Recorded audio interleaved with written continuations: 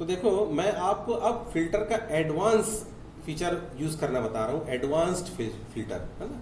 तो नॉर्मल जो filter use कर रहे थे उससे थोड़ा सा एडवांस है। कैसे इसको यूज करेंगे हम कि जैसे यहाँ पर ना इस डेटा में से कोई पर्टिकुलर डेटा आपको यहाँ से अलग फिल्टर करके देखना, वो एडवांस फिल्टर होता है। तो यहाँ क्वांटिटी मैंने इसको कॉपी कर लिया, जैसे कॉपी कर लिया, ये क्राइटेरिया बना रहा हूँ ऐसे करके, और मैंने दे दिया कि ग्रेटर देन 6 ऐसा दे दिया मैंने। मतलब यहाँ पर अलग करो डेटा, ऐसा निकाल के दिखाओ जिनका क्वांटिटी 6 से ज्यादा है। तो ये ऐसा कॉपी करके यहाँ पेस्ट किया और उसके बाद मैंने ऐसे greater than, less than, equal to, greater than, equal to सब कर सकता हूँ, या इक्वल टू ये। अब मैंने क्या किया, यहाँ एडवांस पे गया, मैं यहाँ गया, यहाँ पर ना ये 3 ऑप्शन पूछता है। लिस्ट रेंज, तो सबसे पहले बताना पड़ता है। वैसे तो देखो ऑटोमेटिक सेलेक्ट कर लिया है, ये लिस्ट को जान रहा है, इतना तो समझदार है। या फिर आप इस बटन को लेकर के ना, ये जो बटन है ना, इसको क्लिक करके ऐसे ना आप ऐसे सेलेक्ट करोगे ना, तो ये जान जाएगा कि ये लिस्ट है, जहां से मतलब डेटा मेरे को लेना है फिल्टर के लिए। फिर मैं बताऊंगा क्राइटेरिया। तो क्राइटेरिया ये है, क्राइटेरिया मतलब जो हमको बताया जाए कि आपको पर्टिकुलर यही काम है, आपको हिदायत दी जाए, आपको आदेश किया जाए कि यही काम करना है, वो आपका क्राइटेरिया बन जाता है, उसके बाहर नहीं करना है आपको। तो ये हुआ क्राइटेरिया। और तीसरा क्या होता है, कॉपी टू। इस बटन को ले लो, ये बटन, और इसको बताना पड़ता है अपने को, इस बटन, ये बटन लेकिन काम नहीं कर रहा है, ये ऑप्शन जरा ले लेना है यहाँ पर, कॉपी टू।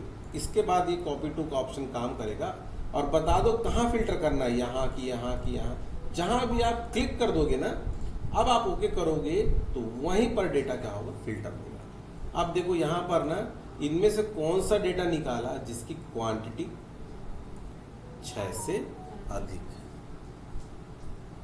है ना। इस तरीके से ये निकाल कर आपको दे दिया। एक बार फिर से करते हैं अपन लोग इस चीज को। यहां पर इस बार मैं रेट दे देता हूं, कॉपी किया टाइटल, रेट को यहां पर कॉपी किया, पेस्ट कर दिया।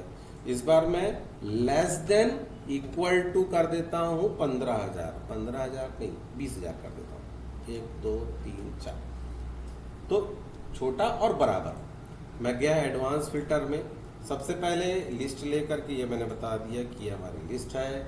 दूसरा मैंने एक क्राइटेरिया लेके बता दिया, क्राइटेरिया है। तीसरा मैंने ये कॉपी टू लेकर के बता दिया, इस जगह पर हमको फिल्टर करना है। ओके, ये फिल्टर करके दे रहा है 20 या उससे कम वाले डेटा को। ठीक, तो ये हो गया एडवांस फिल्टर। आगे बढ़ते हैं। इसके बाद आता है डेटा वैलिडेशन। ये एक विशेष चीज मैं आपको बता रहा हूं। डेटा वैलिडेशन ना, हम लोग एक्सेल का देखो उद्देश्य क्या है, डेटा एंटर करना। कहां कहां एंटर करोगे, स्कूल में, शॉप में, हॉस्पिटल में, बहुत सारे डेटा एंट्री करोगे। तो ऑपरेटर ना एंट्री करते समय गलती भी करता है। तो कई बार क्या होता है कि हमको वहां वैलिडिटी भी सेट करनी होती है कि जो यूजर है, जो काम करने वाला ऑपरेटर है, डेटा एंट्री ऑपरेटर है, उसकी गलतियां कम हो या गलतियां हो तो कंप्यूटर रोके। अगर वो गलती करे तो रोके। तो कुछ ना कुछ अपने को यहाँ सेटिंग करना पड़ेगा कि किस प्रकार का डेटा ले, कैसा ले, वो हम वैलिडेशन से सेट करते हैं। उसकी वैलिडिटी, डेटा की एक्सेप्टेंस की वैलिडिटी, मतलब वहां डेटा क्या लेगा उसकी वैलिडिटी को सेट करते हैं। इसके लिए जैसे कि मैं यहां पर एक एंटर कर रहा हूं, अभी इस लिस्ट से संबंधित नहीं बता रहा हूं, एक अलग चीज बता रहा हूं कि डेटा एंटर करने से संबंधित। जैसे एक हॉस्पिटल है, वहां पर हॉस्पिटल में ये पेशेंट का नेम एंटर कर रहे हैं और उसका एज एंटर कर रहे हैं। क्या कर रहे हैं, एज। तो मान लीजिए वो बच्चों का हॉस्पिटल है, तो वहां पर एज एक पर्टिकुलर क्राइटेरिया होगा उसका कि इतने बच्चों, मतलब 16 साल उम्र होगा, ऐसा कुछ होगा।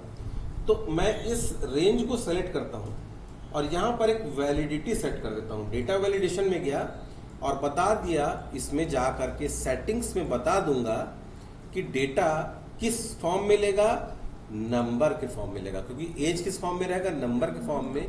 Between, less than, equal to, जो भी जैसा आपको समझ में आता ले लो। जैसे कि 1 से लेकर 16 ले लिया हमने, 1 से 16 के बीच का डेटा लेगा।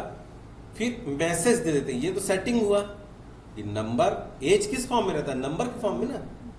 तो नंबर के फॉर्म में बिटवीन 1 से 16 लेगा। इनपुट मैसेज, उसके लिए मैसेज होगा एज एंट्री। यहां एक मैसेज आएगा कि यहां एज डालो बिटवीन 1 to 16।